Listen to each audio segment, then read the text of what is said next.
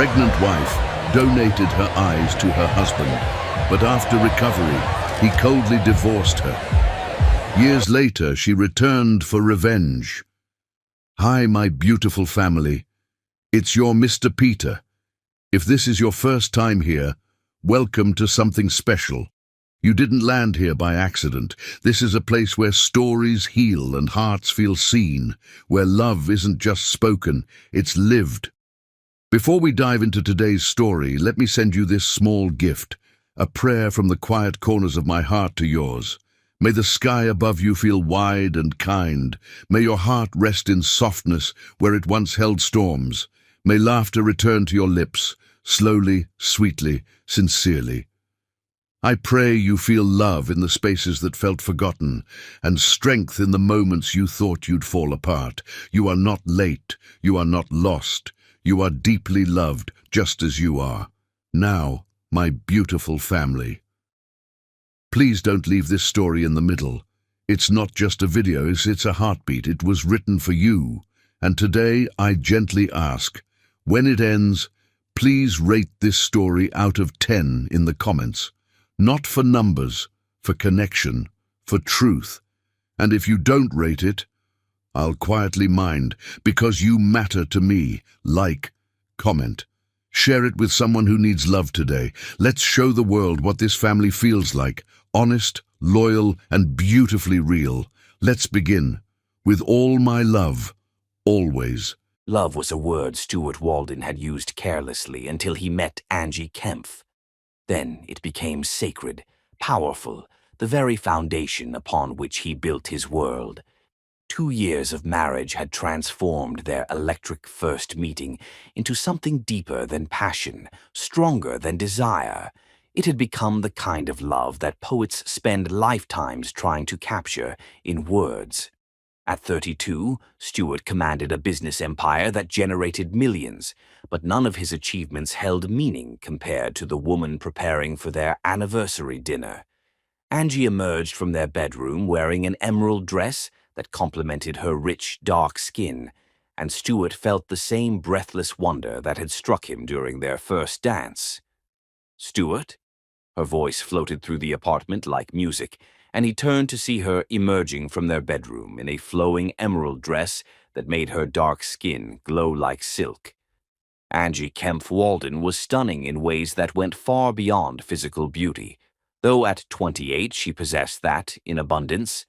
Her eyes held intelligence, warmth, and a mischievous sparkle that had captured him completely from their first conversation. "You're admiring your handiwork again," she teased, walking toward him with the natural grace that had first stolen his breath 2 years ago. "Always," Stuart replied, pulling her close. "I married a masterpiece, and she becomes more beautiful every day."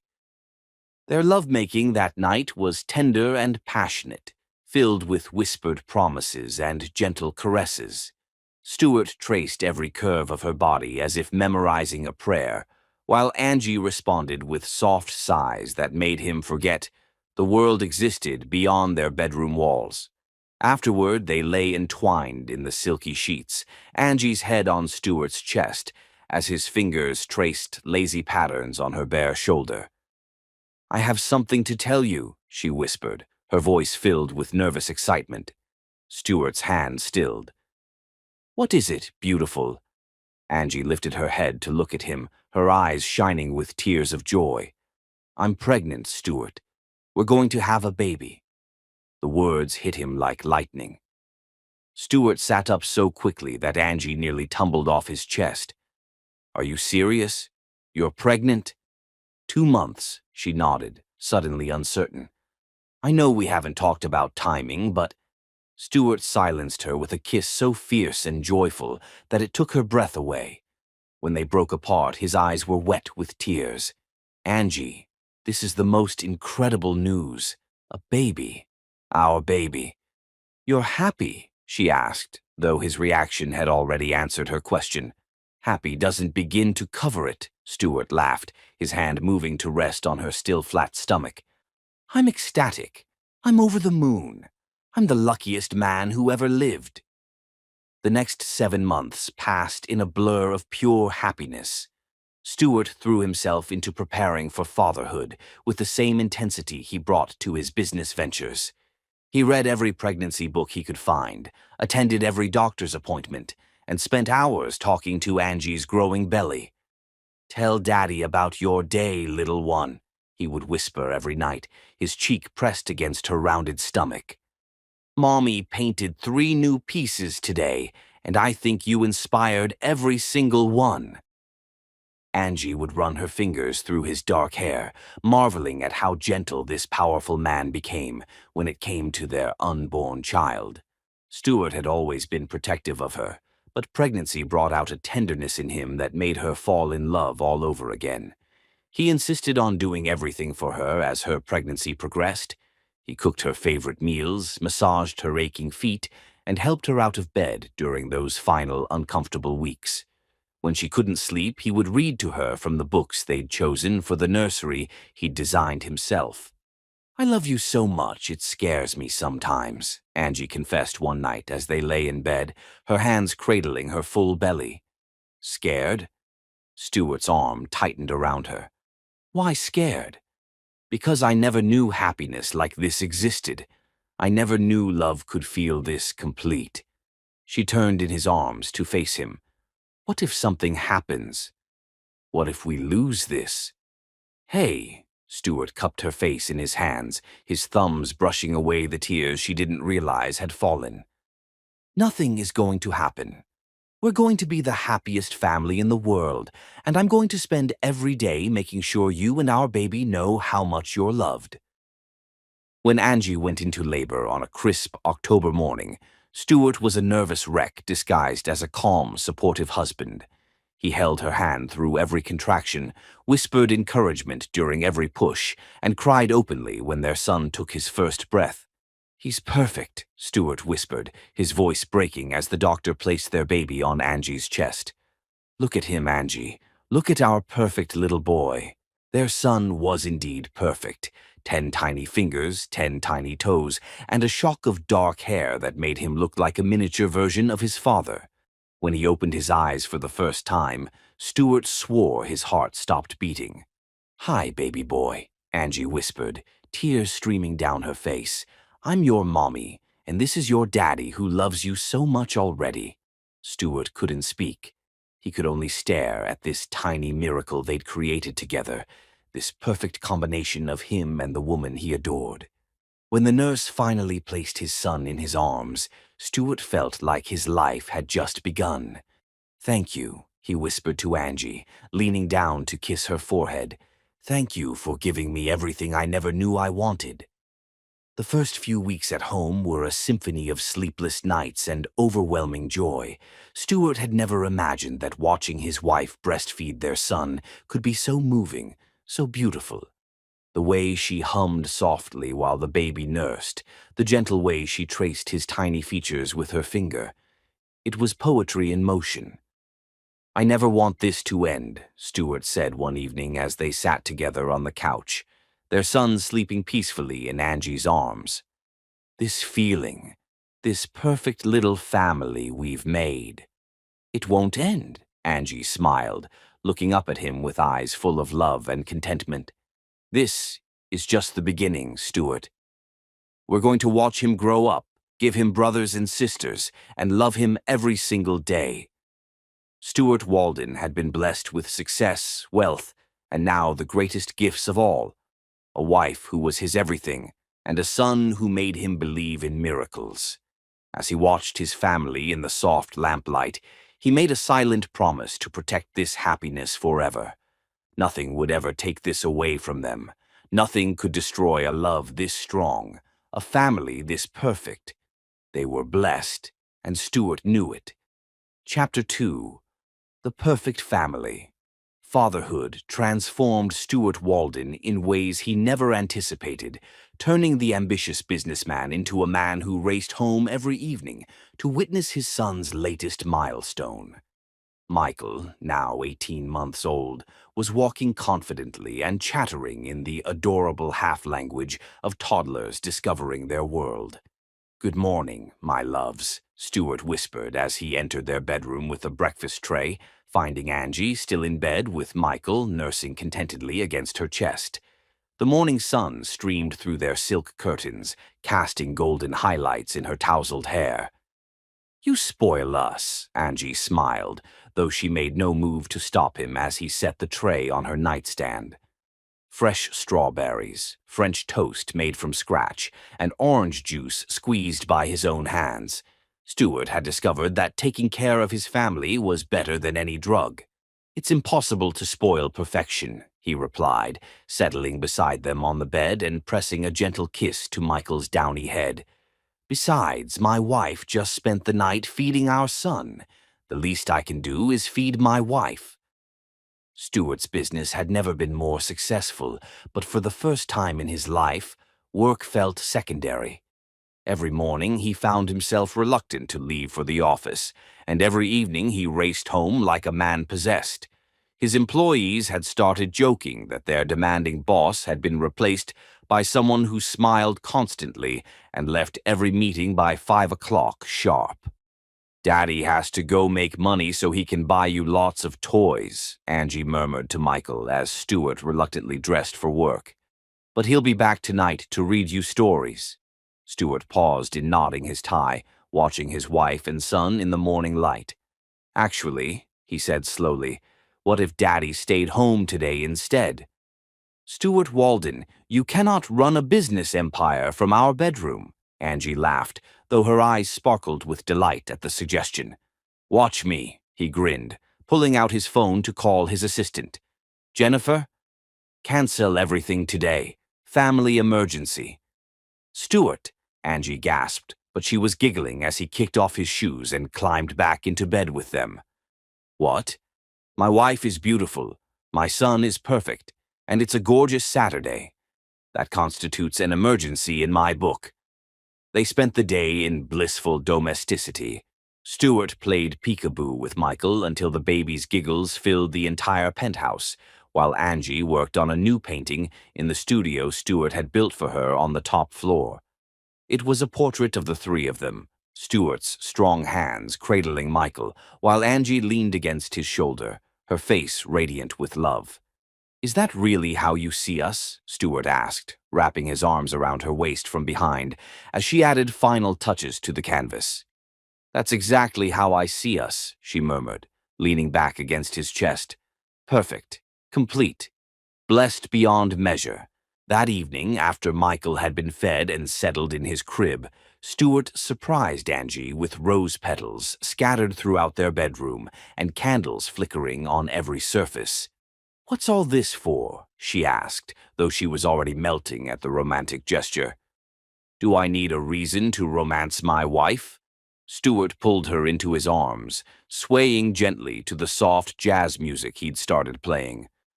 "Though, if you must know, it's because I realized something today." "What's that?"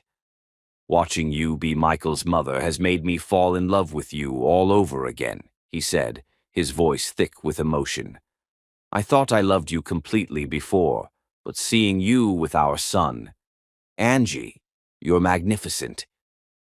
Their lovemaking that night was different from their passionate encounters during pregnancy. This was deeper, more reverent. The physical expression of two people who had created life together and found their love multiplied rather than divided by their child's presence. "I love you more than words can say," Stuart whispered against her ear as they moved together in perfect rhythm. "You gave me everything, Angie. Everything."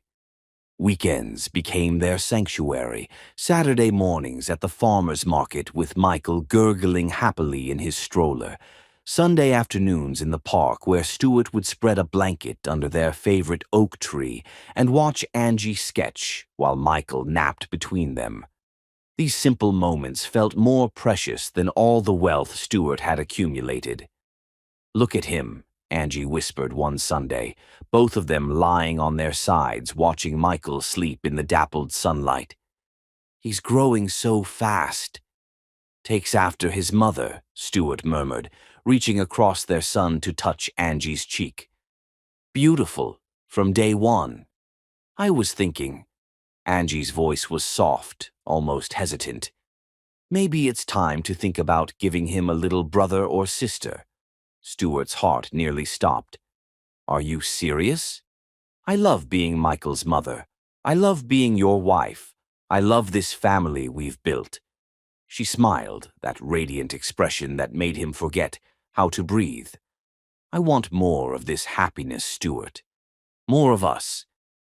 He kissed her then, right there in the park with their son sleeping between them, pouring all his love and gratitude into that single gesture. Angie Walden, you are the most incredible woman who ever lived. The next few months passed in a whirlwind of joy.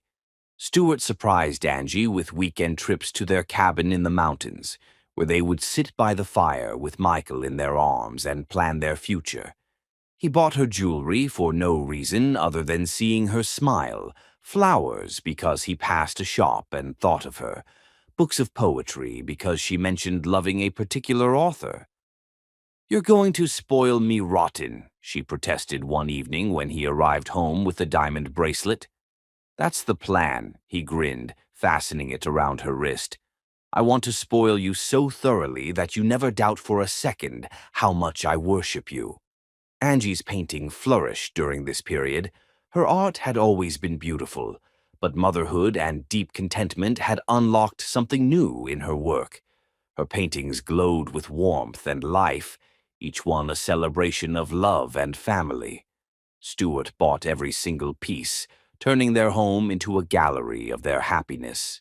"People are going to think you're biased," Angie teased as Stuart hung her latest painting in their living room.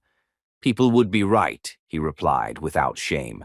"I'm completely, utterly biased toward my brilliant, talented, gorgeous wife." Their evening routine became sacred. After Michael's bath and bedtime story, Stuart and Angie would sit together on their balcony, her feet in his lap as he massaged them while they talked about everything and nothing. These quiet conversations, punctuated by soft laughter and gentle touches, felt like the most important part of Stuart's day. "Do you know what I love most about you?" Angie asked one evening, her head tilted back against her chair as she watched the stars. "Tell me." "The way you love us. Completely. Without reservation. Like we're the most precious things in your world." "You are the most precious things in my world," Stuart said, his hands stilling on her feet. "Angie, before you and Michael, I was just existing. You two gave me a life worth living."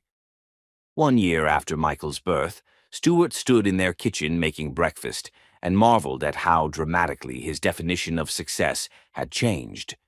A year ago, success meant closing deals and increasing profits. Now it meant Michael's first tooth, Angie's contented sighs as she painted, the way his wife still looked at him like he hung the moon. "Good morning, handsome." Angie appeared in the doorway wearing one of his shirts and nothing else. Michael balanced on her hip. "Good morning, beautiful." Stuart grinned, abandoning the eggs to pull them both into his arms. "And good morning to you too, little man." As he held his family close, breathing in their familiar scents and feeling their warmth against him, Stuart Walden knew he was the luckiest man alive. This was perfection, this woman who loved him unconditionally, this son who was the light of their lives, this home filled with laughter and love. Nothing could touch this happiness, nothing could break apart what they'd built together. They were invincible, protected by the strength of their love and the purity of their joy. In this moment, Stuart couldn't imagine that anything could ever go wrong. Chapter 3. When Darkness Strikes.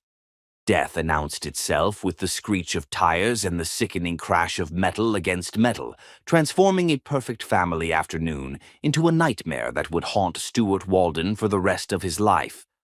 The drunk driver who ran the red light at 70 miles per hour didn't just destroy their car, he shattered their future with surgical precision. It had started as a celebration. Stuart's architecture firm had just landed the biggest contract of his career, and they were driving to their favorite restaurant to toast his success. Michael, secure in his toddler car seat, was singing along to his favorite songs while Angie laughed at his enthusiastic but off-key performance. "Look at those clouds, baby," Stuart had said to Michael, glancing in the rearview mirror at their son. "Daddy's going to teach you to skip stones today." "Be careful he doesn't try to eat them," Angie laughed, reaching back to straighten Michael's sun hat. "You know how he puts everything in his mouth?" "That's what makes him perfect," Stuart grinned, taking his eyes off the road for just a moment to smile at his wife. "He's curious about everything, just like his mama." Those were the last words of their old life. The drunk driver ran the red light at 60 miles per hour, slamming into the passenger side of their car with such force that Stuart's world exploded into chaos. The impact sent them spinning across the intersection as airbags deployed and glass shattered around them like deadly snow. When the spinning stopped and the terrible grinding of metal against asphalt finally ceased, the silence was more terrifying than the crash itself. Angie's ears were ringing, her head pounding, but she could hear Michael crying from the back seat. Alive, thank God, alive and crying, which meant breathing. "Stuart," her voice came out as a whisper. "Stuart." The sound that answered her wasn't words but a keening wail of agony that made her blood turn to ice. When she turned toward the driver's seat, she saw her husband doubled over, his hands pressed against his face as blood seeped between his fingers. "My eyes," he gasped, his voice breaking. "God, Angie, I can't see. I can't see anything." The windshield had imploded on impact, sending shards of glass directly into Stuart's face and eyes. Even in her shocked state, Angie could see that the damage was catastrophic. Blood covered his features, and when he tried to look toward her voice, his movements were confused and desperate. "It's okay, baby. It's okay," she whispered, though nothing was okay and might never be okay again. She reached for him despite the pain shooting through her own body, her hands hovering over his face, afraid to touch and cause more damage. "Help is coming. Everything's going to be fine." But even as she said the words, she knew they were lies. The paramedics who arrived minutes later confirmed her worst fears with their grim expressions and urgent radio calls. Stuart was rushed to the trauma center while Angie cradled a shaken but miraculously uninjured Michael, both of them covered in Stuart's blood. The next 72 hours blurred together in a nightmare of sterile hospital corridors, hushed medical consultations, and Angie's desperate prayers. She refused to leave Stuart's bedside, even when the nurses tried to convince her to go home and rest. Michael stayed with Stuart's parents, leaving Angie alone with her husband's bandaged form and the machines that monitored his vital signs. "The damage is extensive, Doctor," Harrison explained on the third day, his voice gentle but uncompromising. "The glass penetrated both corneas and caused significant trauma to the retinal tissue. We've done everything we can to repair what's repairable, but—" "But what?" Angie demanded, though she already knew the answer from his expression. "Mrs. Walden, your husband will never see again. The blindness is permanent." The words hit her like physical blows. Angie sank into the chair beside Stuart's bed, staring at the man who had been her whole world. His face was a mess of bandages and swelling, but underneath all that, he was still her Stuart, still the man who made her laugh, who loved their son more than life itself, who had built their perfect family with his own 2 hands. "Does he know?" she whispered. "We'll tell him together when he's stronger. Right now, he's still too sedated to fully understand what's happening." When Stuart finally regained consciousness 3 days later, the first words out of his mouth broke Angie's heart. "I can't see you." "I'm here, baby," she whispered, taking his searching hand and pressing it to her cheek. "I'm right here." "But I can't see you," he repeated, panic rising in his voice. "Angie, I can't see anything. It's all black. Everything is black." Dr. Harrison entered the room just as Stuart's panic was escalating into full-blown terror. The conversation that followed would haunt Angie for the rest of her life. Clinical words about corneal damage, retinal trauma, and permanent blindness delivered with professional compassion that somehow made them even more devastating. "You can still do all of that," Angie said desperately, climbing carefully onto the hospital bed to hold him. "You can still be Michael's father. You can still be my husband. We'll figure this out together."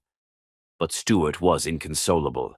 The strong, confident man who had built an empire and protected his family was drowning in despair, and Angie felt utterly helpless to save him. The weeks that followed were the darkest of Angie's life. Stuart sank into a depression so deep that some days he wouldn't speak at all. He refused to hold Michael, terrified he might hurt him without being able to see. He stopped eating unless Angie forced him to. He lay in their bed staring at nothing with eyes that would never see again. "Describe it to me," he would beg during his lowest moments. "Tell me what Michael looks like today. Tell me if he still has my nose. Tell me what you're wearing. Tell me about the sunrise." So Angie became his eyes, painting word pictures of their world.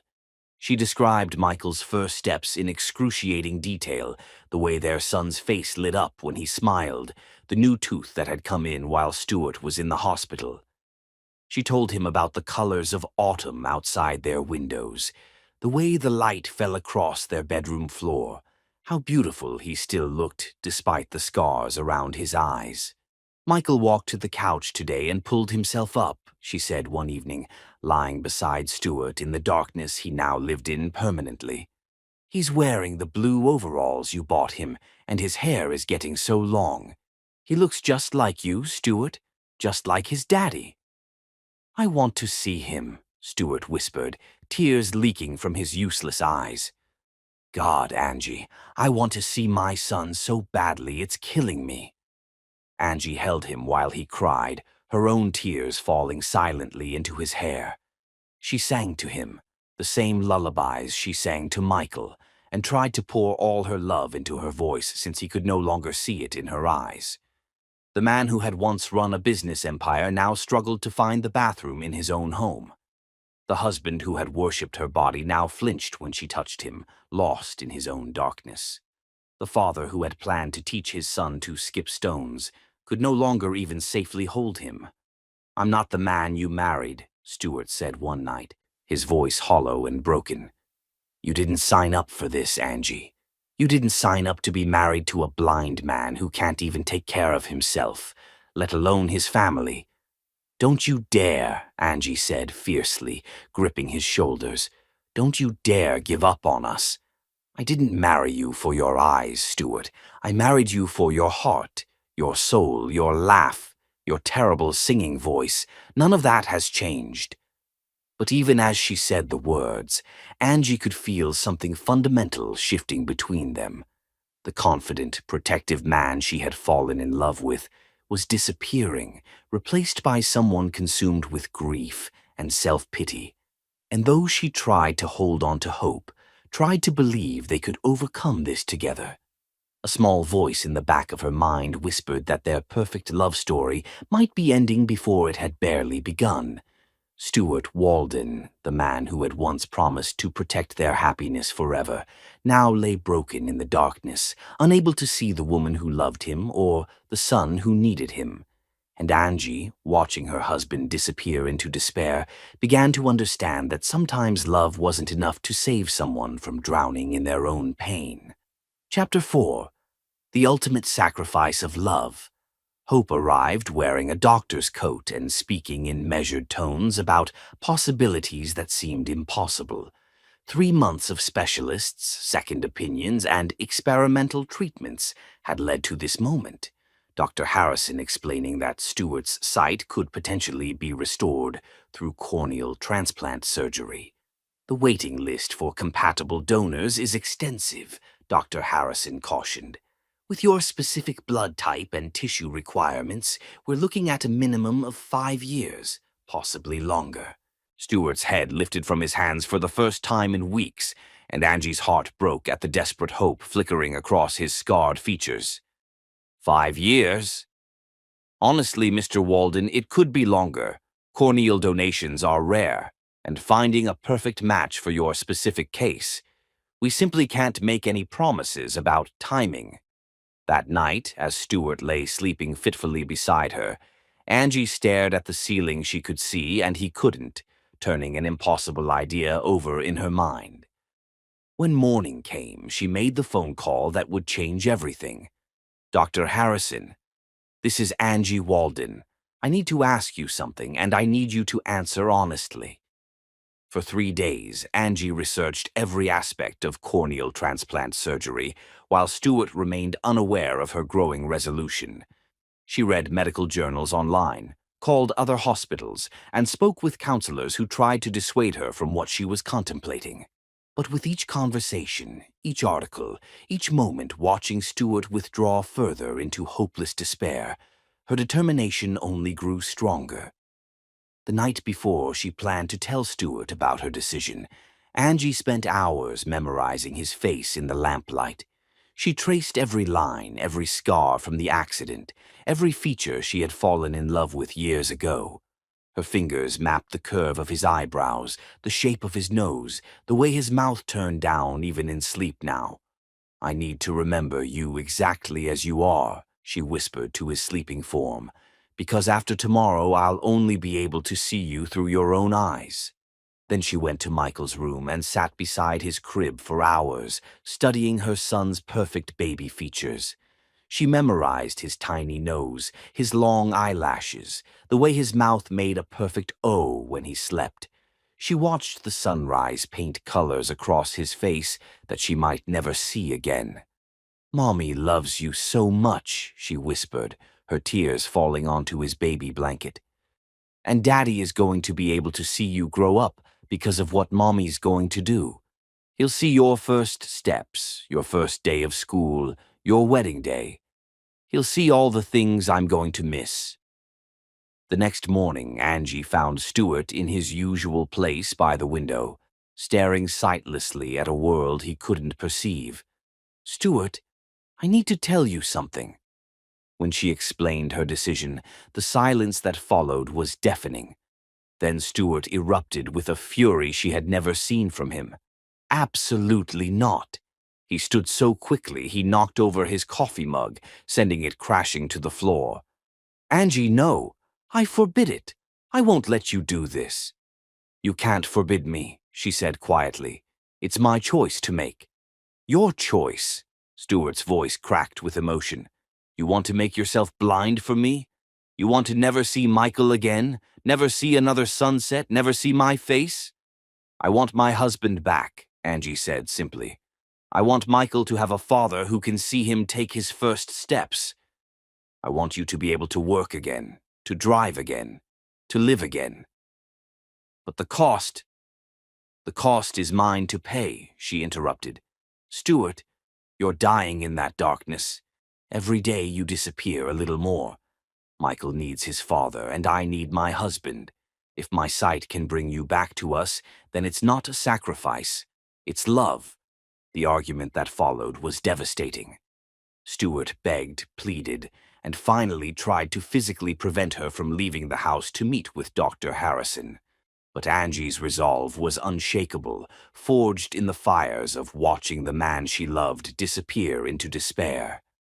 "I've already signed the consent forms," she told him gently but firmly. "The surgery is scheduled for next week. Dr. Harrison has explained all the risks, including the potential complications with my pregnancy. But Stuart, the baby and I are strong. We can handle this. What we can't handle is losing you." Dr. Harrison's office became a battlefield where medical ethics met desperate love. The doctor tried one final time to dissuade her, bringing in counselors, ethicists, and other specialists to explain the magnitude of what she was proposing. "Mrs. Walden, you're 5 months pregnant," Dr. Harrison said gravely. "The surgery itself poses risks to your unborn child. The stress on your body, the anesthesia, the trauma of the procedure. We can't guarantee the baby's safety." "What are the odds?" Angie asked directly. 95% chance that both you and the baby survived the surgery without complications, Dr. Harrison admitted reluctantly. But Angie, you need to understand. This blindness would be permanent. There's no reversal, no going back. You would never see your children's faces again. I'll see them through Stuart's eyes, she said with quiet certainty. I'll see them through his descriptions, his joy, his love. That will be enough. The week leading up to the surgery was both beautiful and heartbreaking. Angie made lists of everything she wanted to see one final time. She visited art museums, spending hours memorizing paintings she had loved. She watched movies until her eyes burned, storing up visual memories like treasures. She filmed herself reading children's books aloud, creating a library of bedtime stories for Michael's future. Most importantly, she made Stuart participate in creating a visual diary of their life together. She had him describe their home in minute detail, their friends, their family, the places they had traveled.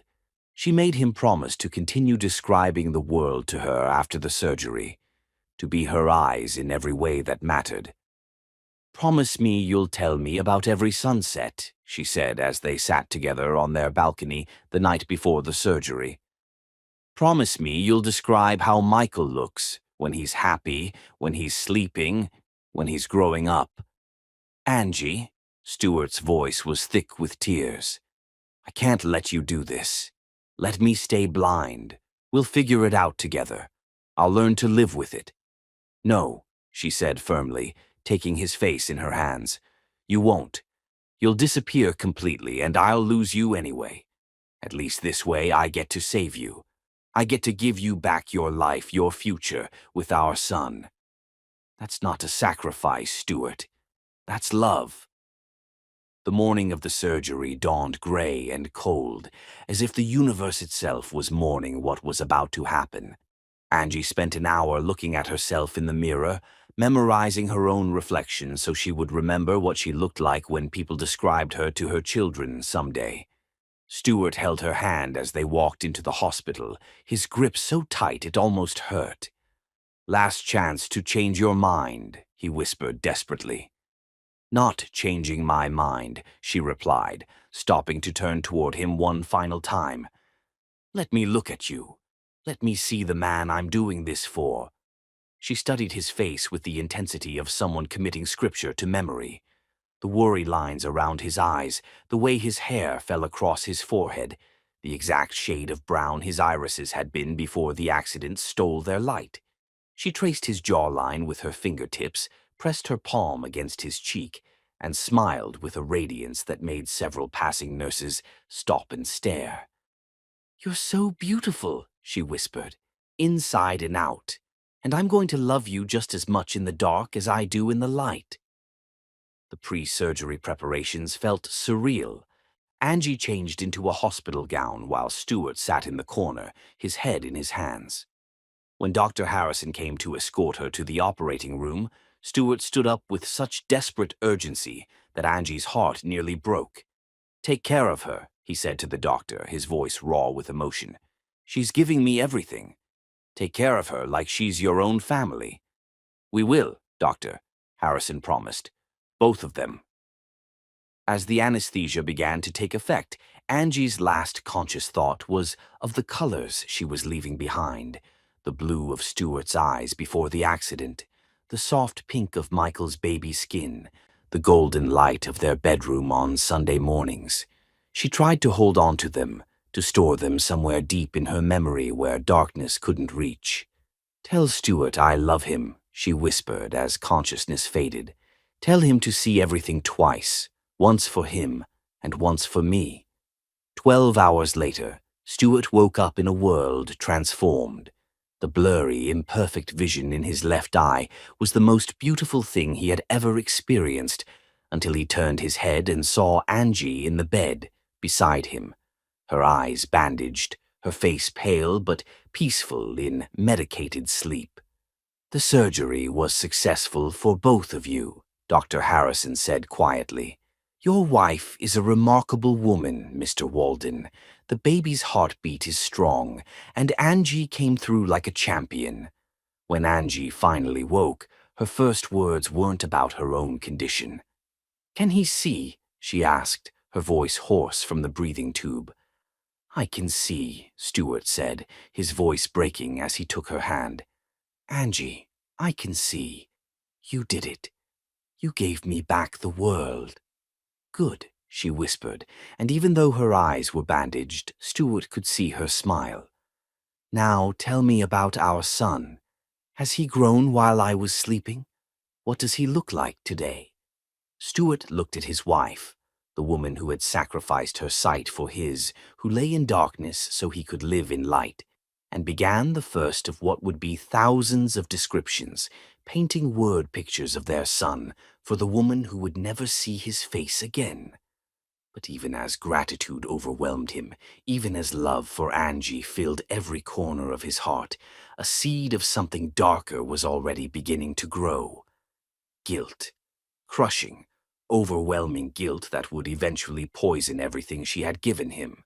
Angie had saved his sight, but in doing so she had also created the weapon that would ultimately destroy their love. Chapter 5. Love Fading in the Light. Gratitude, Stuart discovered, could be more poisonous than hatred. 6 months after Angie's sacrifice restored his vision, every sunrise he witnessed felt like an accusation. Every glimpse of Michael's face, a reminder of what his sight had cost the woman he was supposed to protect. The guilt consumed him like acid, eating away at his ability to touch Angie without remembering her bandaged eyes, to look at her without seeing the darkness she now lived in permanently. What should have brought them closer instead built an invisible wall between them, brick by brick, day by day. "Mama's got you, baby boy," she whispered to Michael as she changed his diaper, her hands sure and gentle despite her blindness. At 2 years old, he had adapted to his mother's new reality with the resilience of childhood, placing her hands on his face when he wanted her attention, guiding her fingers to his toys when he wanted to show her something special. But Stuart was disappearing from their lives, even though he was physically present. Every morning, Angie woke to the sound of him dressing for work in the dark, trying not to wake her. Every evening, he came home later and later, claiming business demands that had never existed before his sight returned. When he did speak to her, his voice was careful, polite, distant. The voice of a stranger grateful for a favor, not a husband speaking to his beloved wife. "How was your day?" Angie would ask each night, reaching for him as he slipped into bed beside her. "Fine," Stuart would reply, his body stiff and unyielding when she tried to curl against him. "Busy? Long meetings?" Angie's heart broke a little more each time he pulled away from her touch. She told herself it was adjustment, that he needed time to process what she had done for him. But deep in her soul, she knew something fundamental had shifted between them, and she was powerless to stop it. The truth was that Stuart could barely stand to look at his wife anymore, not because she was any less beautiful. If anything, her blindness had given her an ethereal quality, a serene acceptance that made her face luminous. But because every time he saw her, he was reminded of what her love had cost. The guilt was eating him alive from the inside out, and instead of drawing him closer to the woman who had saved him, it was driving him away. Isabella Crane was everything Angie could no longer be. Vibrant, visual, someone Stuart could look at without feeling crushed by guilt. At 26, she was blonde and beautiful in an uncomplicated way that made Stuart's restored vision feast hungrily on her appearance. When she laughed, he didn't hear echoes of sacrifice. When she smiled, he didn't see reminders of what that smile had cost someone else. "You're working late again, Mr. Walden," Isabella said one evening, bringing him coffee in his office. As his new marketing director, she handled the expansion projects Stuart used to escape his suffocating home life. "Call me Stuart," he replied, allowing his gaze to linger on her face longer than appropriate. "And yes, I suppose I am working too much. My wife would probably agree with you." You're married? Isabella's tone shifted, carrying notes of both surprise and disappointment. Yes, 2 years and a son. The words felt strange, almost foreign. She's been through a lot. She's lucky to have such a dedicated husband. Stuart almost laughed at the bitter irony. Dedicated. If only Isabella knew how far from dedicated he actually was, how he was using work to avoid going home to the woman who had given up everything for him. As the weeks passed, Stuart found more and more excuses to work late, to attend business dinners, to travel for meetings that could have been handled over the phone. Each night he spent away from home was another night he didn't have to face Angie's quiet acceptance of his withdrawal. Another night he didn't have to feel the crushing weight of her sacrifice. At home, Angie began to sense the change, even without being able to see it. Stuart's voice had a different quality when he spoke to her now, carefully modulated and emotionally distant. His touch, when it came at all, felt obligatory. He no longer described things to her with the loving detail he had in the hospital, and their conversations had dwindled to practical exchanges about Michael's care and household logistics. "Stuart," she asked one night as he prepared for bed, her voice tentative, "have I done something wrong?" The question hit him like a physical blow. Wrong? She had given him her eyes, her sight, her ability to see their son's face, and she was asking if she had done something wrong? "No," he said quickly, too quickly. "You haven't done anything wrong, Angie. You saved my life." "Then why do I feel like I'm losing you?" Stuart's hands stilled on his shirt buttons. In the darkness of their bedroom, with only his restored vision to guide him, he could see Angie sitting on their bed, her face turned toward his voice with that heart-breaking precision of the blind. She was beautiful, so beautiful it made his chest ache, but looking at her was like staring directly into the sun. It hurt too much to bear. "You're not losing me," he lied. "I'm just adjusting. We both are." But they both knew it was a lie. Angie was adjusting with grace and determination, learning to mother and love and live without sight. Stuart was drowning in guilt and using Isabella's uncomplicated beauty as a life raft. The first time Stuart touched Isabella, it was an accident, their hands brushing as they reached for the same file. The contact sent electricity shooting through him, a sensation he hadn't felt since before the accident. When she didn't pull away, when her fingers lingered against his, for just a moment too long, Stuart felt something inside him crack open. "I should go," Isabella whispered, but she made no move to leave his office. "Yes," Stuart agreed, but he didn't step away from her either. When he kissed her, it was with the desperation of a drowning man. She tasted like freedom from guilt, like possibility, like all the things he could have without the crushing weight of sacrifice attached to them. When they broke apart, both breathing hard, Stuart's first thought wasn't of guilt. It was relief. "This can't happen again," he said, but even as he spoke the words, he knew they were meaningless. "I know," Isabella replied, but her eyes said something entirely different. At home that night, Angie tried to seduce her husband for the first time since the surgery. She had planned it carefully, wearing the silk nightgown he had always loved, lighting candles whose scent would guide her movements around their bedroom. When Stuart came home and found her waiting for him, her face turned toward the sound of his footsteps. His first instinct was to flee. "Angie," he said carefully, staying near the doorway. "I miss you," she said simply, her hands reaching out toward his voice. "I miss us." Stuart's heart clenched as he watched her navigate by sound and memory, moving toward him with the careful grace of someone living in permanent darkness. When her hands found his chest, when she began to unbutton his shirt with fingers that had learned to see through touch, guilt overwhelmed him so completely that he couldn't breathe. "I'm tired," he said, gently removing her hands from his chest. "It's been a long day." The hurt that flashed across Angie's face was devastating, but she simply nodded and moved away from him. "Of course," I'm sorry. I should have asked first. As Stuart lay awake beside his sleeping wife that night, he realized with crystal clarity that he was becoming a man he despised. Angie had given him everything, and he was repaying her by falling in love with someone else. The woman who had sacrificed her sight for him couldn't see his betrayal, but Stuart could see it with perfect, painful clarity. And instead of making him stop, that realization only made him resent Angie more. Every time he looked at her, he saw his own moral failure reflected back at him. She was living proof of his unworthiness, a constant reminder that he was not the man she believed him to be. The guilt that should have drawn him closer to his wife was instead driving him straight into another woman's arms.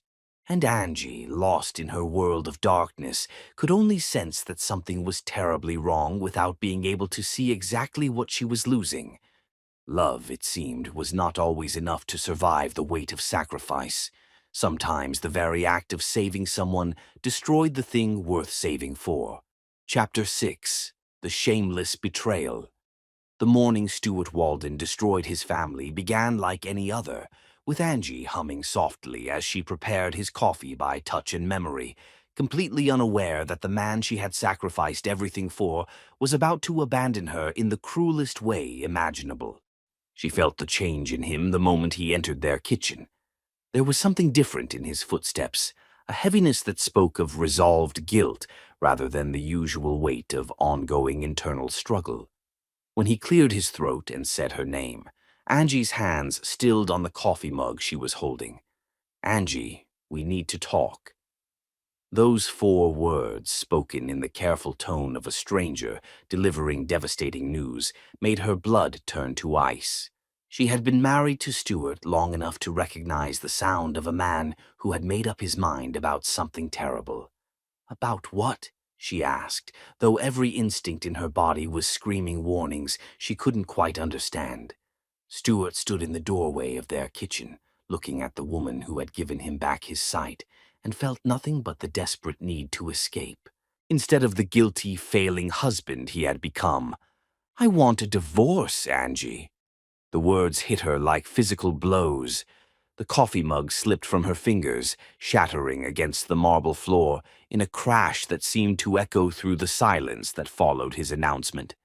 "I don't understand," she whispered, her hands reaching out blindly for something to steady herself against. "Stuart, what are you talking about?" "I can't do this anymore," he said, his voice gaining strength as he committed to his betrayal. "I can't live with the guilt of what you did for me. Every time I look at you, I'm reminded of what my sight cost you. It's killing me, Angie. It's destroying who I am." Angie felt her way to one of the kitchen chairs and sank into it, her mind reeling. "So we'll get counseling. We'll work through it together. Stuart, I love you. We can fix this." "No," Stuart said with finality that cut through her heart like a blade. "We can't fix this. I've already seen a lawyer. The papers are being drawn up." The silence that followed was deafening. Angie sat in her chair, surrounded by the wreckage of the coffee mug and the ruins of her marriage, trying to process what was happening. The man she had sacrificed her sight for, the man she had loved with every fiber of her being, was abandoning her because her love had been too much for him to bear. "Is there someone else?" The question slipped out before she could stop it, spoken in a voice so small and broken that it barely sounded like her own. Stuart's hesitation was answer enough, but he twisted the knife deeper with his response. "That's not what this is about." "That's not a no," Angie said, and for the first time since the accident, Stuart heard steel in her voice. "Stuart, is there someone else?" "Her name is Isabella," he said, as if honesty now could somehow absolve him of the months of lies. "She works for the company. It just happened." Angie felt something inside her chest shatter completely. Not her heart, that had broken the moment he said he wanted a divorce. This was something deeper, more fundamental.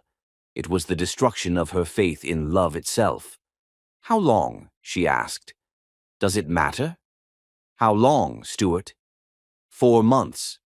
4 months. 4 months of her trying to save their marriage while he fell in love with someone else.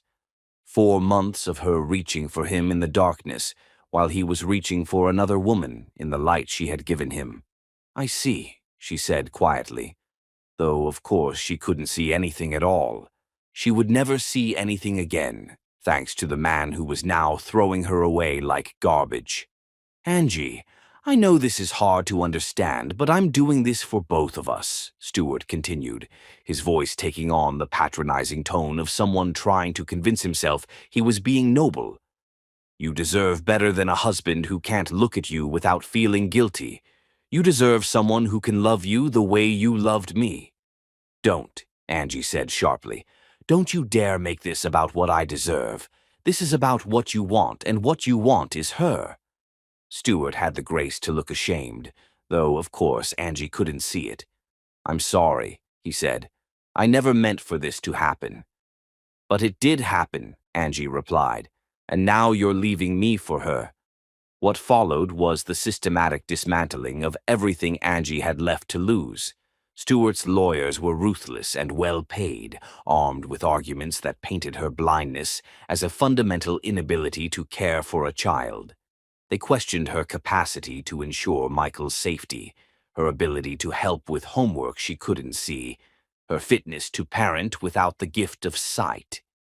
"Michael needs a stable environment," Stewart argued during the custody hearing, his voice steady despite the devastation on Angie's face.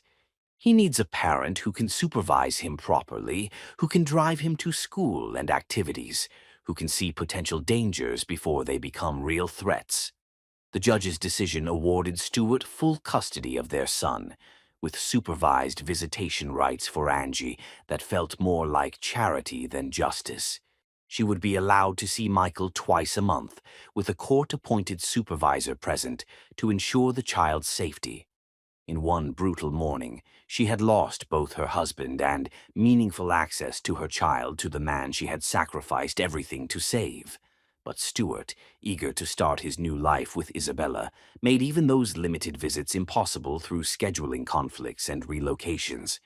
Within months, Angie's contact with Michael had been reduced to nothing, and a blind woman with no resources had no way to fight a wealthy man with expensive lawyers. "Michael needs stability," Stewart argued during one particularly devastating meeting with their lawyers. "He needs a parent who can see him, who can keep him safe, who can drive him to school and watch him play sports. Angie can't give him those things." "I can take care of my son," Angie said, her voice shaking with rage and heartbreak. "I've been taking care of him since the surgery. He's never been safer or more loved." "But you can't see him," Stewart replied with brutal honesty. "You can't see if he's in danger. You can't watch him the way a mother should."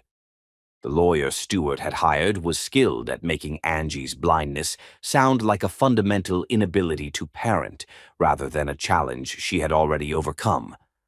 By the time the custody hearing was over, she had lost not only her husband but her son as well.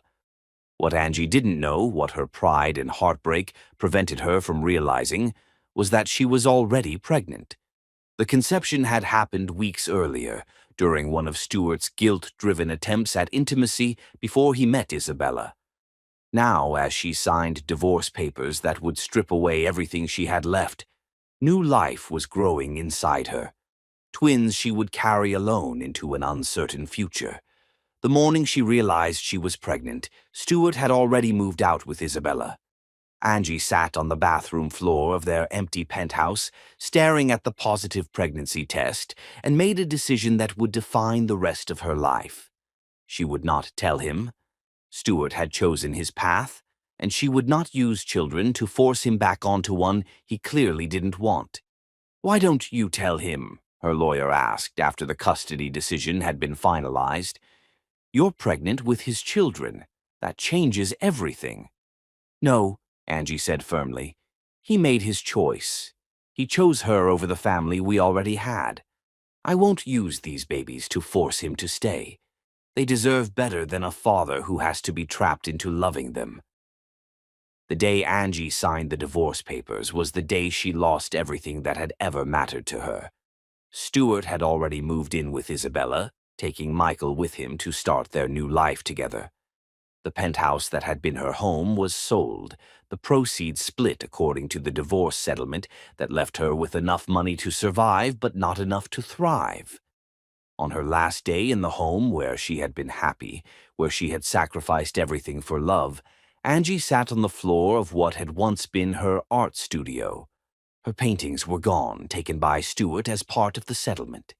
The easel she would never use again stood empty in the corner like a monument to everything she had lost. "Goodbye," she whispered to the empty room, one hand on her pregnant belly and the other clutching the single photograph she had kept. A picture of her, Stuart, and Michael taken before the accident, when they had all been whole and happy and unaware of the tragedy that was coming. She left that day with nothing but a small suitcase and the children growing inside her that Stuart would never know existed. The woman who had once been loved beyond measure, who had sacrificed her sight for love, was now alone on the streets with nowhere to go and no one left who cared whether she lived or died. Stuart married Isabella in a small ceremony 3 weeks later, with Michael as his ring-bearer. The boy kept asking where his mama was, but Stuart had convinced him that mama had gone away because she couldn't take care of him anymore. It was easier than explaining that Daddy had chosen a new woman over the one who had given everything for them.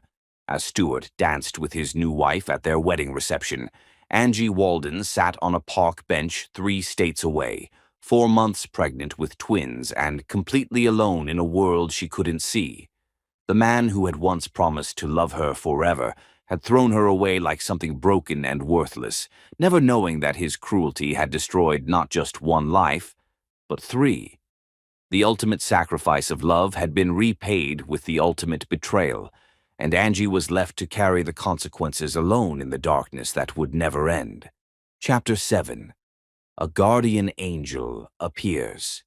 6 months had passed since Stuart destroyed their family, 6 months of surviving on dwindling savings and the kindness of strangers who rarely looked twice at a blind woman with nowhere to go. At 8.5 months pregnant with twins, Angie's body had become a painful burden that made every step an ordeal. The divorce settlement money had lasted longer than expected, but not long enough.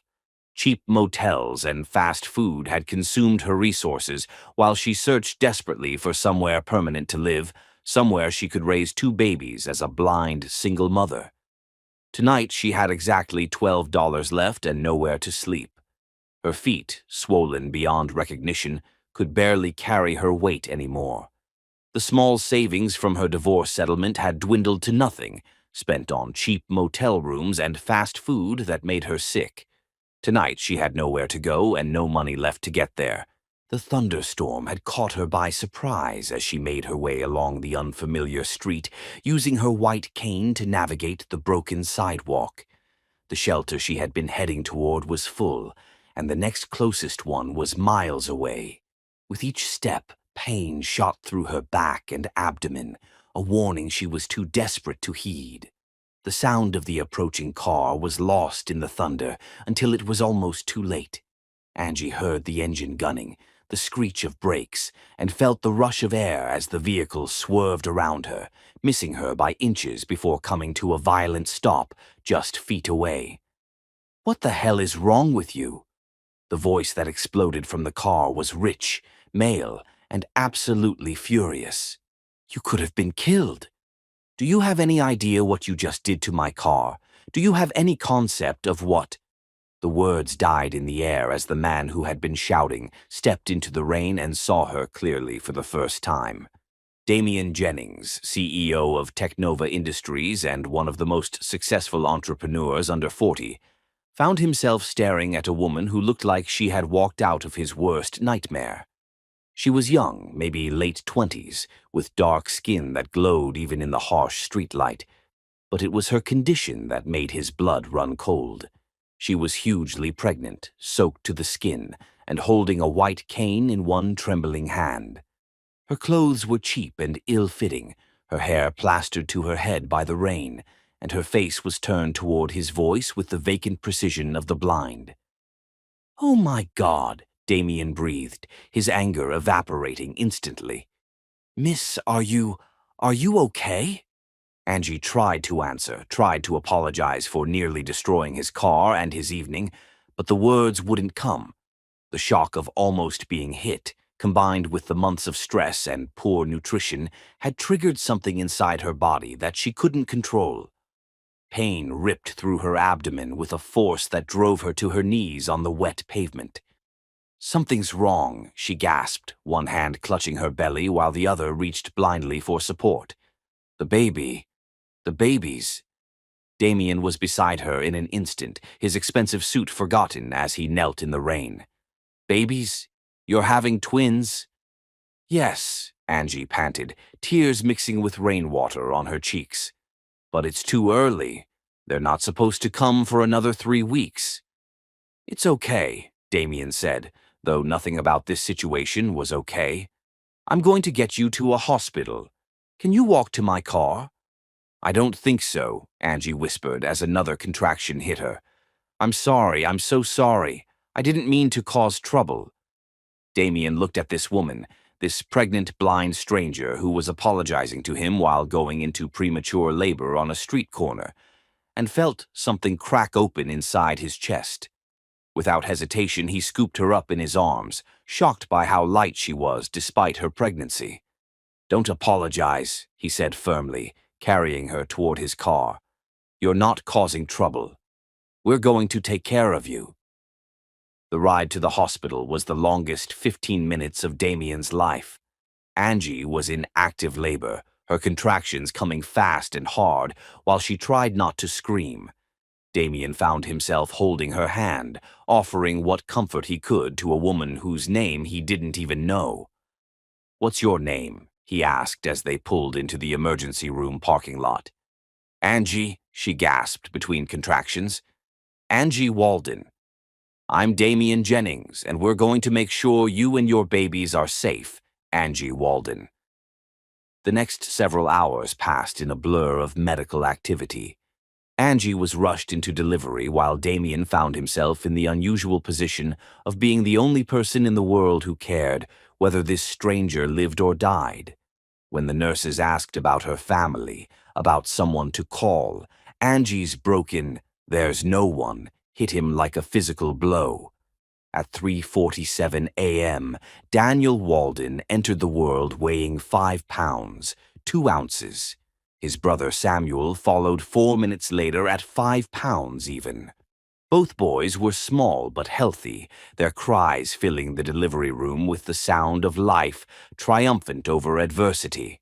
Damien, who had never witnessed a birth before, stood in the corner of the room with tears streaming down his face as he watched Angie hold her sons for the first time.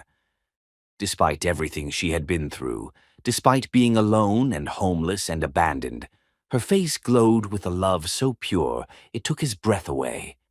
"They're beautiful," she whispered, her fingers tracing their tiny features with the gentle precision of someone seeing through touch. "My beautiful boys." It was dawn when Damien's mother, Audra Jennings, arrived at the hospital in response to her son's frantic phone call. At 62, Audra was a woman who had seen enough of life to recognize a miracle when she found one. She took one look at Angie, exhausted, alone, cradling her newborn twins, and knew exactly what needed to happen. "God sent her to us," Audra announced, ignoring Damien's protests about getting involved with strangers. "Look at her, son. Really look at her. This girl has nowhere to go, no one to help her, and she just gave birth to 2 babies. We're taking her home." "Mom, we can't just—" "We can and we will," Audra said with the authority of a woman who had raised a successful son and wasn't about to let him disappoint her now. "I didn't raise you to leave pregnant women on the street, Damien Jennings." Damien looked from his determined mother to the woman in the hospital bed who was trying to nurse both babies at once and felt something shift inside his chest. Angie Walden was beautiful in a way that had nothing to do with conventional attractiveness, and everything to do with the strength radiating from her despite her circumstances. "We have the guest house," he heard himself saying. "She could stay there while she recovers." Audra smiled. "Now you're talking sense."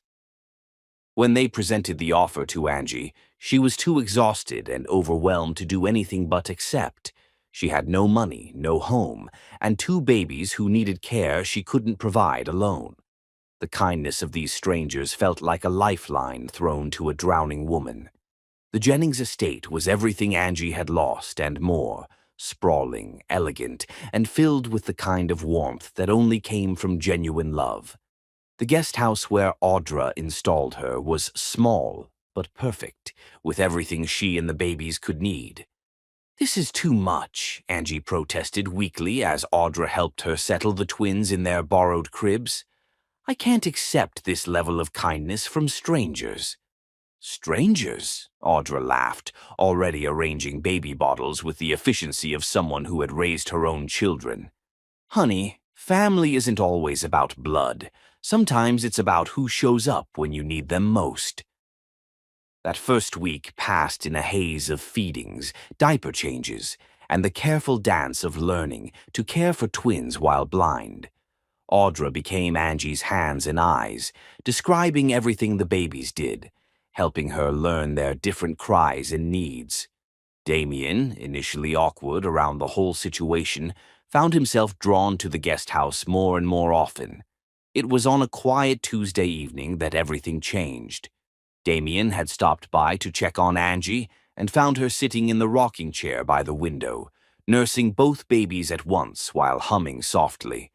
The scene was so beautiful, so purely maternal and peaceful, that he felt his heart skip a beat.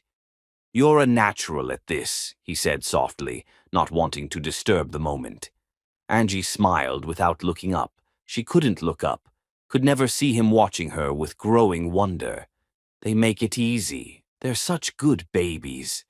Damien moved closer, studying her face in the lamplight. There was something about Angie Walden that called to him, something that had nothing to do with her vulnerability and everything to do with her strength. She was beautiful, yes, but more than that, she was real in a way that most people weren't. "How do you do it?" he asked. "How do you stay so positive after everything you've been through?" Angie was quiet for a long moment, her fingers gently stroking Daniel's tiny hand. "Because giving up isn't an option when you have people depending on you. These boys need me to be strong, so I'm strong." As Damien watched her with her sons, saw the love flowing from her despite everything she had lost, he realized he was falling for a woman he had only known for a week, a blind woman with newborn twins and a past that had clearly broken her heart. And for the first time in his life, Damien Jennings didn't care about the complications. All he cared about was the woman in front of him and the growing certainty that she was exactly what his life had been missing. Angie Walden had been saved from the street by a stranger's kindness, but Damien was beginning to realize that she might be the one doing the saving. Chapter 8. Love Without Sight. Love Beyond Sight. 3 years had transformed the Jennings estate from a refuge into a home, where Daniel and Samuel's laughter echoed through rooms that had known only quiet efficiency before their arrival. The twins, now 3 years old, had developed distinct personalities that kept everyone constantly entertained. Daniel serious and thoughtful like his mother, Samuel mischievous and charming with an infectious giggle. What had started as temporary charity had evolved into something that felt remarkably like destiny. Angie had adapted to blindness with a grace that left everyone who knew her in awe, but it was watching her bloom into the kind of love she deserved that moved Damien most profoundly.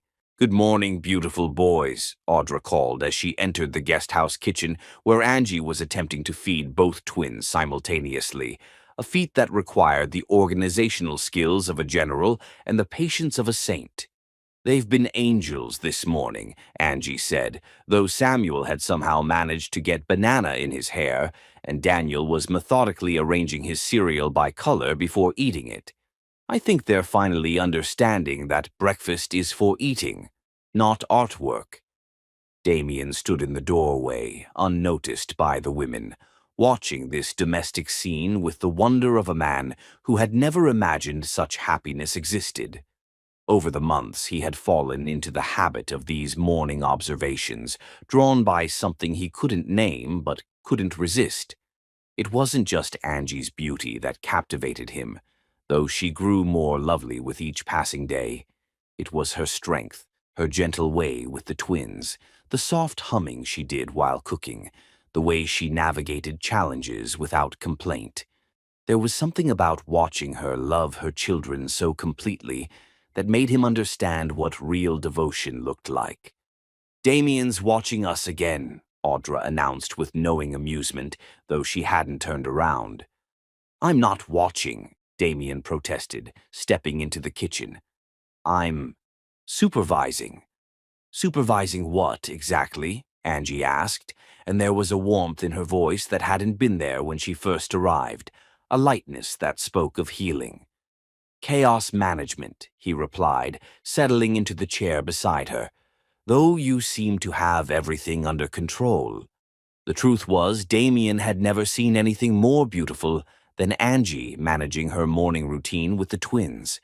She moved with such natural grace, her hands sure and gentle as she wiped faces, tied shoes, and dispensed morning kisses. When Samuel fussed, she instinctively knew whether he needed food, attention, or just a moment to settle. When Daniel grew too quiet, she sensed his mood and drew him out with gentle questions. "You're staring again," Angie said softly, though she didn't sound displeased. "Can you blame me?" Damien replied, then caught himself. The words had slipped out before he could stop them, revealing more than he had intended. The silence that followed was charged with possibility. Audra busied herself clearing breakfast dishes, but Damien could see her smile of satisfaction as she worked. Over the following weeks, something shifted between them. Damien found himself making excuses to spend time in the guest house, helping with the twins, reading to them while Angie prepared dinner, or simply sitting quietly while she put them to bed. Their conversations grew longer, more personal, spanning everything from their childhoods to their dreams for the future. "Tell me what you see when you look out the window," Angie said one evening as they sat together after the twins were asleep. Damien looked out at the garden where his mother was deadheading roses in the fading light. "Mom's in her element with those roses. She's wearing that old gardening hat that makes her look like a character from a British comedy. The sunset is painting everything gold, the trees, the grass, even the house looks like it's glowing." "I can picture it," Angie said with a smile. "Your voice changes when you describe beautiful things. It gets softer, more musical." "Does it?" Damien found himself studying her face in profile, the elegant line of her neck, the way the lamplight caught in her hair. "You have a beautiful voice," she continued, turning toward the sound of his breathing. "It was the first thing I noticed about you, even when you were angry that night. Underneath the fury, there was kindness in your voice." Their first real moment of intimacy came by accident. Angie was reaching for a toy Samuel had thrown across the room when she misjudged the distance and stumbled. Damien caught her instantly, his arms coming around her waist to steady her. For a moment, they stayed frozen in that position, Angie's hands flat against his chest, Damien's arms encircling her protectively. "Are you okay?" he whispered, though neither of them moved apart. "More than okay," she replied, her voice breathless. It was then, standing so close he could feel her heartbeat against his chest, that Damien realized he was completely, utterly in love with this remarkable woman. Not with her story, not with some savior complex, but with her laugh, her strength, her gentle way of moving through the world, her fierce love for her children. "Angie," he said, her name carrying the weight of everything he was feeling. "I know," she whispered. "I feel it too." Their first kiss was gentle, tentative, filled with the wonder of two people discovering something they hadn't been looking for but desperately needed. When they broke apart, Angie's hands came up to frame his face, her fingers tracing his features with the careful attention of someone seeing through touch. "I want to know what you look like," she said softly. So Damien guided her exploration, closing his eyes as her fingertips mapped the geography of his face. She traced his eyebrows, the bridge of his nose, the line of his jaw. When her thumb brushed across his lips, he caught it gently and pressed a kiss to her palm. "You have kind eyes," she said, though she couldn't see them. "I can feel it in the way you touch things, the way you move. Your mother raised a good man." "She's been watching us, you know," Damien said with quiet amusement. "Mom thinks she's being subtle, but she's been orchestrating this from the beginning." As if summoned by their conversation, Audra appeared in the doorway with perfect timing and a basket of fresh laundry. "Don't mind me," she said cheerfully, though her smile was radiant with satisfaction. "Just dropping off some clean clothes for the boys." After she left, Angie and Damien dissolved into laughter at the obvious manipulation. "She's not exactly subtle," Angie agreed. "She's been lonely since Dad died," Damien explained. "Watching you with the twins, seeing how happy you've made her, I think you've given her a new purpose." "She's given me more than I could ever repay," Angie said seriously. "A home, a family, a chance to start over. And now," she reached for his hand, intertwining their fingers, "now she's given me you." Their courtship unfolded slowly, built on shared moments and growing trust. Damien learned to announce himself when entering rooms so Angie wouldn't be startled. He discovered that she navigated best when he described their route before taking her arm, giving her the independence she craved while providing the support she needed. Angie learned that Damien hummed softly when he was content, that he had a habit of running his hand through his hair when he was thinking, and that he was endlessly patient with her adaptation to his world. "I love you," Damien said one evening as they sat together in the garden, the twins playing nearby while Audra read on the porch. The words came out naturally, without planning or hesitation. Angie turned toward his voice, her face glowing with joy. "I love you too," she replied. "I never thought I'd be able to say those words again and mean them completely. But you do. Mean them completely." "With all my heart," she confirmed, reaching for him. "Damien, you've shown me what love is supposed to feel like, safe, patient, kind. You love me not despite my blindness, but including it. You see all of me and choose to stay." "I'm not going anywhere," he promised, pulling her close. "You and those boys are my family now. Nothing could make me leave." Audra, watching from the porch, wiped tears from her eyes and whispered a prayer of gratitude.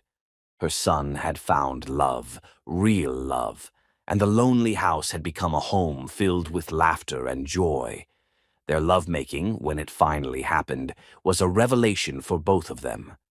Angie had never been with someone who understood that touch could be more intimate than sight, that whispered words could paint pictures more vivid than any visual could provide.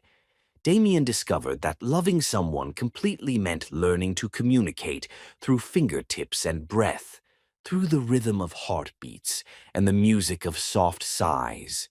"You make me feel beautiful," Angie whispered afterward, her head on his chest as they lay entwined in the lamplight. "You are beautiful," Damien replied, his fingers tracing lazy patterns on her shoulder. "Inside and out.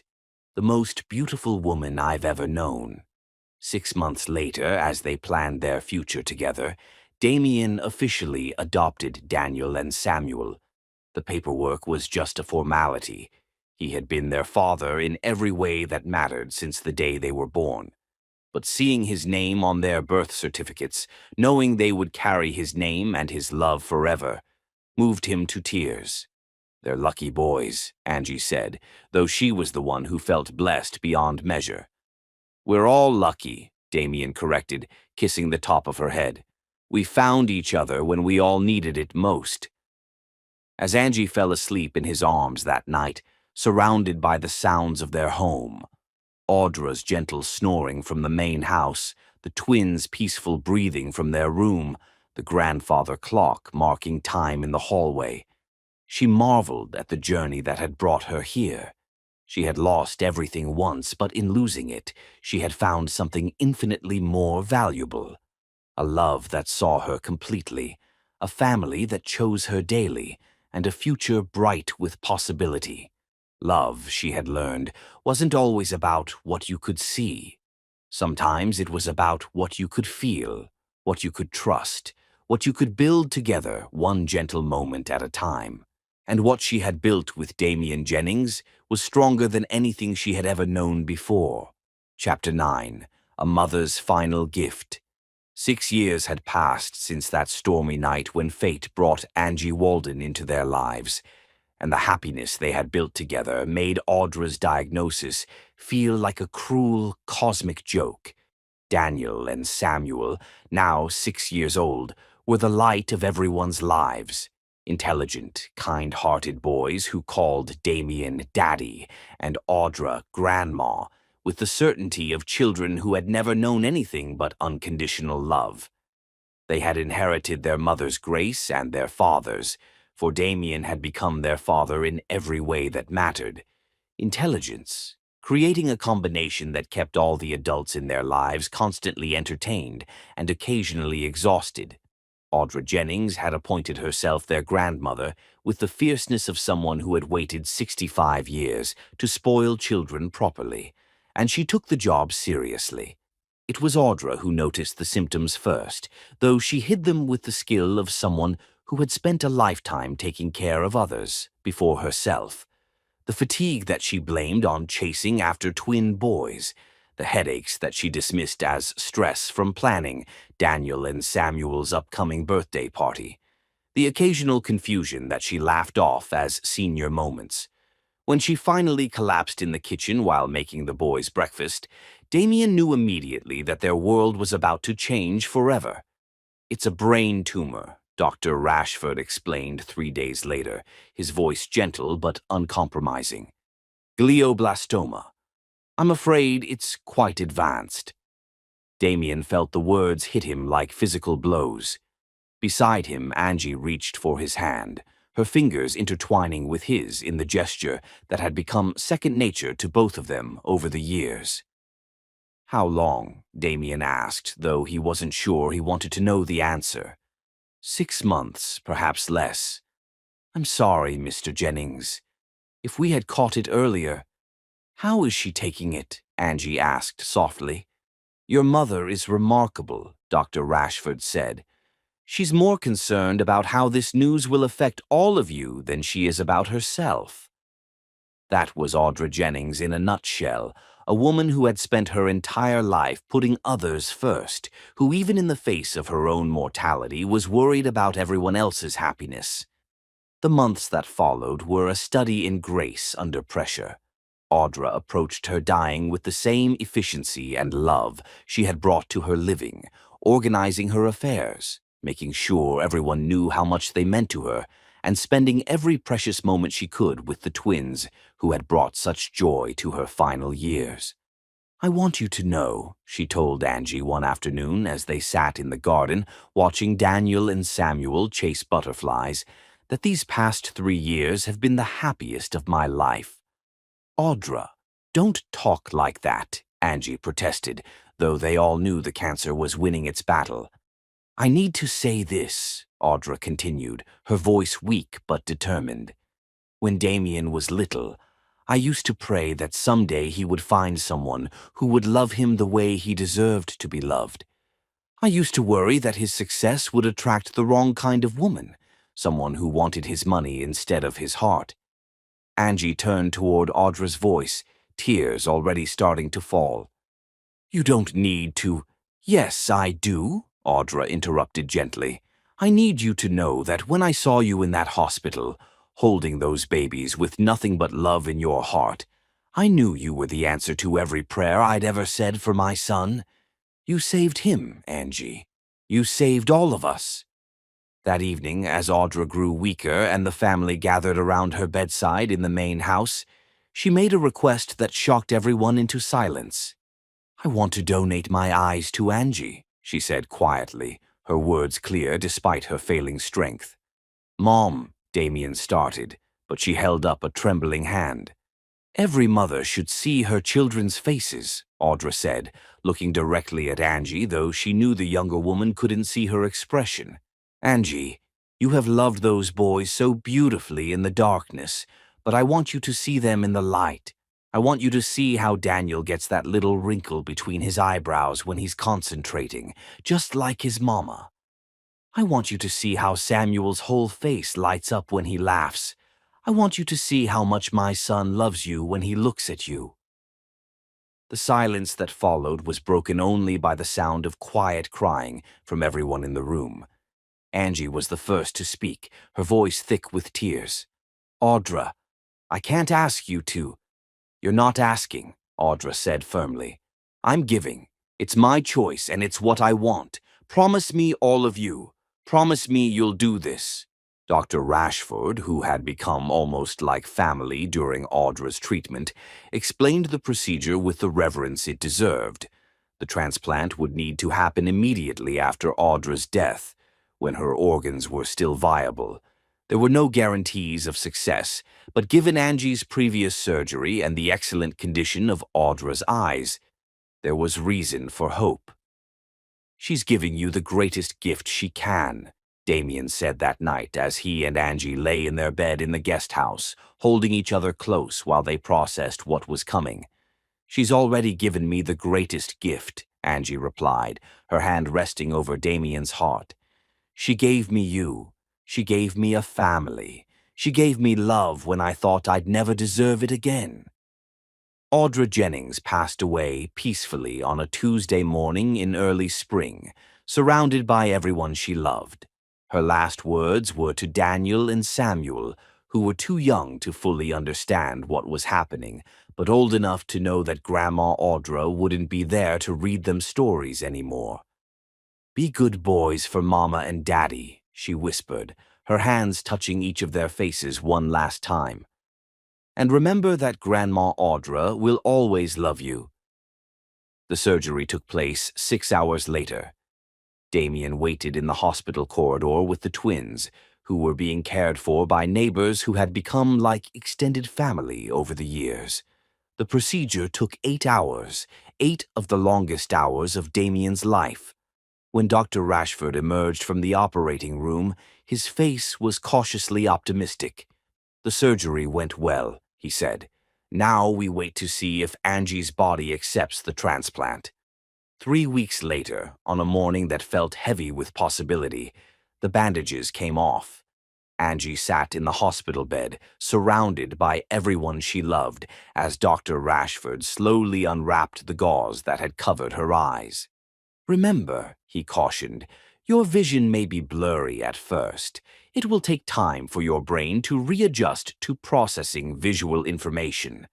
The last bandage fell away, and Angie blinked slowly, her newly transplanted eyes adjusting to light they hadn't seen in over 6 years.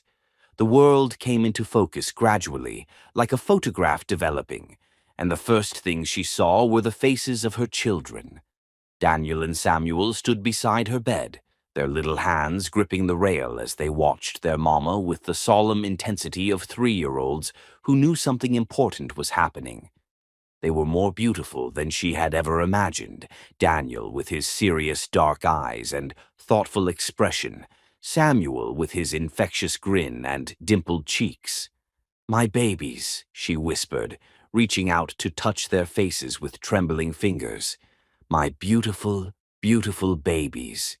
Then she turned toward the sound of quiet crying and saw Damien for the first time. He was even more handsome than her hands had told her, with kind brown eyes that were wet with tears and a smile that made her heart skip in her chest. "Hello, beautiful," he said softly, and his voice matched his face perfectly.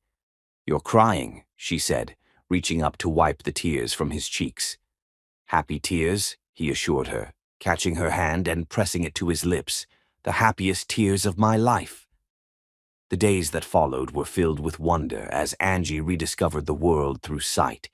Every sunset was a miracle, every smile from her children a gift, every glance at Damien a reminder of how blessed she was. But it was when she saw the photographs of Audra throughout the house that she truly understood the magnitude of what she had been given. She was beautiful, Angie said, standing before the mantelpiece lined with pictures of the woman who had become her mother, her friend, her salvation. She was, Damien agreed, wrapping his arms around her from behind, and she would be so happy to see you seeing. 2 months after the surgery, Damien proposed in the garden where Audra had spent so many happy hours with the twins. He used his mother's wedding ring, a simple gold band that had been blessed by 50 years of happy marriage. Angie Walden, he said, dropping to one knee while Daniel and Samuel watched with the delight of children who had been let in on a wonderful secret. Will you marry me? Will you let me love you and these beautiful boys for the rest of my life? Yes, Angie said through tears of joy, her newly seeing eyes drinking in the sight of the man she loved, proposing surrounded by spring flowers. Yes, yes, yes. Their wedding 6 months later was small but perfect, held in the same garden where they had shared their first kiss, where Audra had played with the twins, where they had built their life together one day at a time. Angie wore a simple white dress and carried flowers from Audra's garden, while Daniel and Samuel served as ring-bearers with the solemnity their important job deserved. With her sight restored and her family complete, Angie spent 2 years planning before launching the Audra Jennings Foundation for art therapy. Using the inheritance Audra had left her, money that came with the specific instruction to do something beautiful with it, she started small with programs in local schools and community centers. The foundation's growth was steady rather than meteoric. What began as weekend workshops for disabled children gradually expanded into partnerships with hospitals, schools, and rehabilitation centers. Angie's own experience with blindness gave her unique insight into the challenges these children faced, while her natural artistic talent allowed her to develop innovative techniques that helped them find their voices. By the foundation's 4th year, it was operating in 8 cities. Angie's story, the blind single mother who built an international charity from nothing, attracted media attention and major donors. Corporate sponsors began funding expansion, and within 6 years the foundation had programs in 12 countries and was helping thousands of children discover that disability didn't mean inability. But success hadn't made her forget. Every night she looked at the photograph she kept on her nightstand, a picture of her first son, Michael, taken before the accident that had changed everything. He would be 8 years old now, probably playing baseball, learning to read chapter books, asking questions about everything under the sun. "Do you think he remembers me?" she asked Damien one evening as they tucked Daniel and Samuel into bed. "I think he misses his mama," Damien replied, understanding without being told whom she was thinking about. "And someday, when he's old enough to understand, maybe he'll come looking for you." "Maybe," Angie said, though she had learned not to hope too hard for things beyond her control. For now it was enough to have this. A husband who loved her unconditionally, children who filled her days with laughter, meaningful work that honored the memory of the woman who had saved them all, and the gift of sight that allowed her to see the beauty in every ordinary moment. Audra's final gift had been more than just her eyes.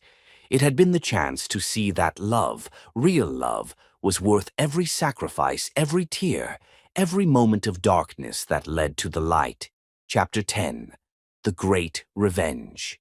4 years after Audra's death and Angie's miraculous restoration of sight, the Audra Jennings Foundation had become a global force for good, and Stuart Walden was about to discover that karma had been patiently waiting for this moment to deliver its final judgment.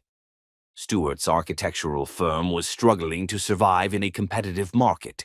His marriage to Isabella had crumbled spectacularly 3 years earlier when she left him for a man with deeper pockets and fewer emotional scars. At 43, Stuart was alone, bitter, and desperately trying to rebuild a career that had never recovered from the chaos of his personal life. The grand opening of Walden and Associates' new downtown office was supposed to be a celebration, a sign that he was finally clawing his way back from the financial ruin that had followed his divorce from Isabella. The truth was more pathetic. This modest office was all he could afford, his business was failing, and he was desperately hoping that tonight's event would attract the kind of high-profile clients he needed to survive. The irony wasn't lost on him that the biggest donation for tonight's charity auction had come from the Audra Jennings Foundation for Art Therapy, an organization that had exploded onto the national scene over the past few years with innovative programs for disabled children. Their contribution had made tonight's event possible, though Stewart had no idea who was behind the foundation's success.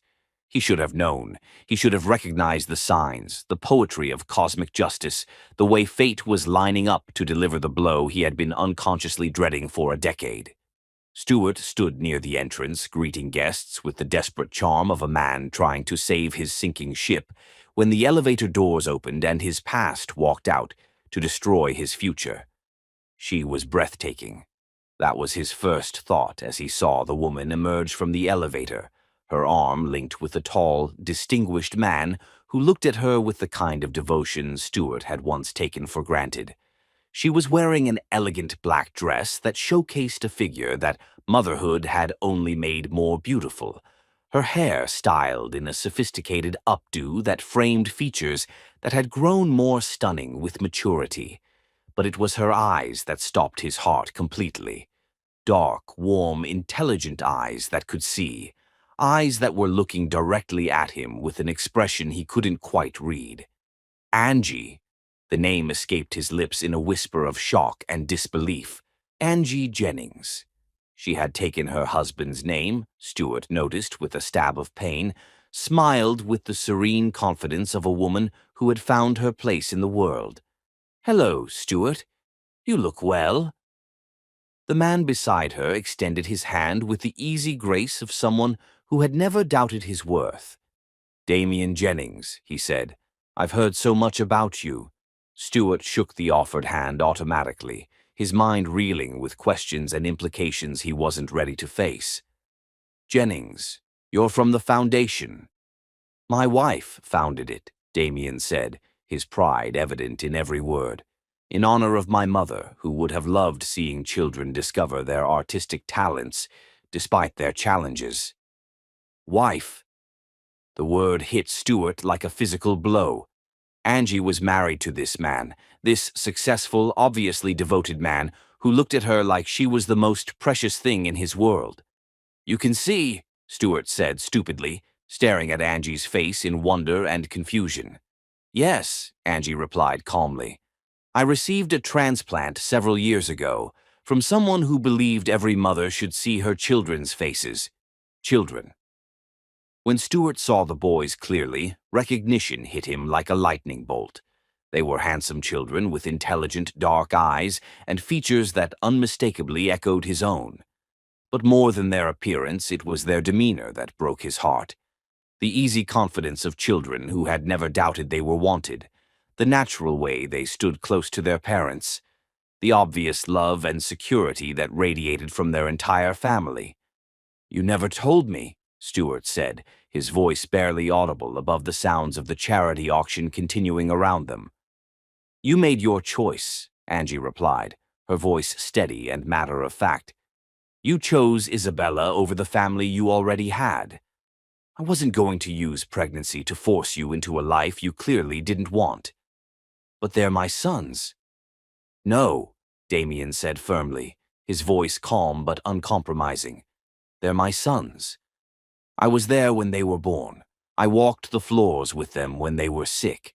I taught them to ride bikes and helped with homework and read bedtime stories. Biology doesn't make you a father, Stewart. Love does. Presence does. Choice does." Stewart looked at the boys again, searching their faces for some sign of recognition, some hint that they knew who he was. But Daniel and Samuel looked at him with the polite indifference of children meeting a stranger at their parents' business function. "Do they know?" Stuart asked desperately. "They know their biological father was someone who couldn't handle the responsibility of loving their mother," Angie said. "They know their real father is the man who chose them every single day for 10 years. The cruelty of it was perfect, Stuart realized. Not vindictive or mean-spirited, but simply the natural consequence of his own choices played out to their logical conclusion. Angie hadn't plotted revenge. She had simply lived her life, built a family, found love and success and happiness with someone who appreciated what Stuart had thrown away. Around them, the charity auction was proceeding with the kind of elegant efficiency that spoke of serious money and serious connections. Stuart watched in growing horror as he realized the scope of what Angie had become. She wasn't just successful, she was powerful, influential, wealthy beyond anything he had achieved even at his peak. "The foundation," he said slowly. "How big is it?" 12 countries, Daniel piped up proudly. "Mom helps kids all over the world make art, even when they can't see or walk or hear." "She's amazing," Samuel added, looking up at Angie with the pure adoration of a child who had never known anything but unconditional love. Stuart felt his knees go weak. While he had been struggling to keep his business afloat, fighting through a bitter divorce from Isabella, who had left him for a younger, richer man, Angie had built an international empire of charitable work. While he had been alone in his empty apartment, wondering what had happened to his life, she had been surrounded by a loving family and meaningful work. "Your first marriage," Angie said quietly, as if reading his thoughts. "I heard it ended badly." Stuart's humiliation was complete. Of course she knew about Isabella, about how his second wife had destroyed him financially and emotionally before running off with the tennis instructor. Of course she knew about his failures, his loneliness, his slow slide from success into desperation. "She left me," Stuart admitted, the words tasting like ashes. "Took half of everything and gave it to her lover." "I'm sorry to hear that," Angie said, and the terrifying thing was that she sounded sincere. "I know how much it hurts to be abandoned by someone you trusted." The conversation was interrupted by the evening's host announcing the auction results. The Audra Jennings Foundation's contribution had been the highlight of the event, raising more money than all the other donations combined. Stuart watched as Angie was invited to the stage to accept recognition for her foundation's work, her husband and sons beaming with pride as she spoke eloquently about art therapy and second chances. "She's incredible," said a voice beside him. Stuart turned to find his business partner, David, watching the stage with obvious admiration. "Did you know she started that foundation after being homeless? Single mother, blind, no resources, and look what she built. It's inspiring." "Homeless?" Stuart's voice cracked. "Yeah, the story's legendary in charity circles. Her first husband left her when she was pregnant, took everything in the divorce. She ended up on the streets, gave birth to those twins in a hospital emergency room. Some tech millionaire found her and basically saved her life. They've been married 8 years now, and he worships the ground she walks on." Stuart watched as Damien joined Angie on stage, his hand resting on her back as she concluded her speech. The love between them was visible from across the room, the kind of deep, unshakable connection that Stuart had once had with Angie and had destroyed through his own selfishness and cowardice. When the family returned to where Stuart stood, Daniel looked up at him with the directness of childhood. "Are you okay, mister? You look sad." "Daniel," Angie said gently, "this is Mr. Walden. He's an old friend of Mommy's." "From before Daddy?" Samuel asked with the curiosity of a 10-year-old trying to understand adult relationships. "Yes," Angie said simply. "From before Daddy." Stuart knelt down to the boy's eye level, his heart breaking as he looked at the children who should have been his sons. Who would have been his sons if he had been half the man that Damian Jennings had proven to be? "You boys are very lucky," he said quietly. "You have an amazing mother and father." "We know," Daniel said solemnly. "Mom always tells us that family is about who loves you, not who you're related to. And Daddy always tells us that Mom is the strongest person in the world," Samuel added. Stuart stood slowly, feeling like an old man despite being only 42 years old. They're right on both counts. As the evening wound down and guests began to leave, Stuart found himself alone with the family that should have been his. The boys were looking at artwork displayed around the gallery space, leaving the adults to talk. "Why didn't you tell me?" Stuart asked quietly. "About the pregnancy." "Because you had already made your choice," Angie replied. "You chose someone else over me, over Michael, over the family we had built together. I wasn't going to use pregnancy to force you into a life you clearly didn't want."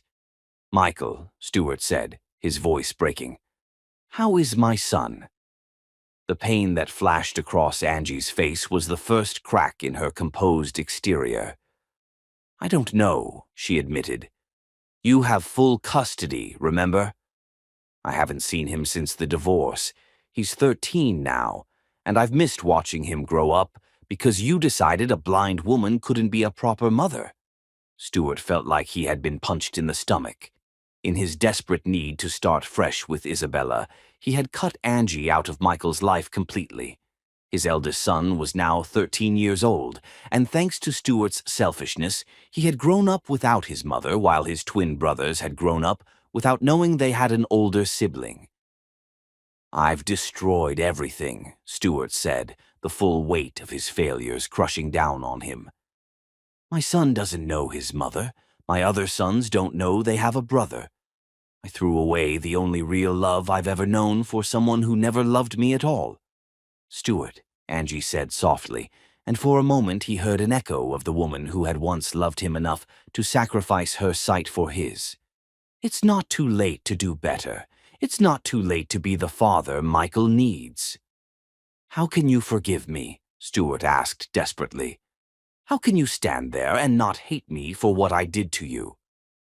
Angie looked at her husband, at her sons, at the life she had built from the ashes of Stuart's betrayal. "Because hating you would poison the happiness I've found. Because Damian taught me that love is about moving forward, not looking back. Because these boys deserve to grow up in a world where forgiveness is possible." As they prepared to leave, Damian shook Stuart's hand again. "The Foundation is always looking for architectural services," he said quietly. "If you're interested in doing work that matters." It was an offer of redemption, Stuart realized, a chance to be part of something meaningful, to contribute to the legacy of love and service that Angie had built. It was more than he deserved and exactly what he needed. "Thank you," Stuart said, his voice thick with emotion. "I would be honored." As he watched the Jennings family walk away, Angie and Damian hand in hand, Daniel and Samuel chattering excitedly about the evening, Stuart finally understood the true scope of his loss. He hadn't just lost a wife when he betrayed Angie. He had lost his chance at real love, at being the kind of man worthy of someone's sacrifice, at building something meaningful with his life. Angie's revenge was perfect because it wasn't revenge at all. It was simply success, happiness, and love lived openly and fully. She had won by becoming everything she was meant to be, while Stuart had lost by choosing to be less than he could have been. As he stood alone in the empty gallery, surrounded by the remnants of his struggling business and the echoes of what might have been, Stuart Walden finally understood that some mistakes can never be undone.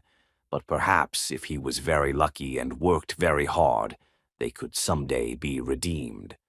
The woman who had once loved him enough to sacrifice everything had just shown him that it was possible to find meaning in the aftermath of betrayal. Now it was up to him to prove that he was worthy of the second chance she had offered, even if he could never reclaim what he had lost. In the distance, he could hear the sound of a family laughing together as they walked toward their future, leaving him alone with his past and the faint, fragile hope of becoming better than he had been.